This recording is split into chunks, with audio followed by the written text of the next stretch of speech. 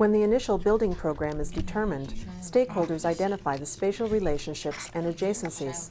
Play-Doh represents programs, room areas, and volumes.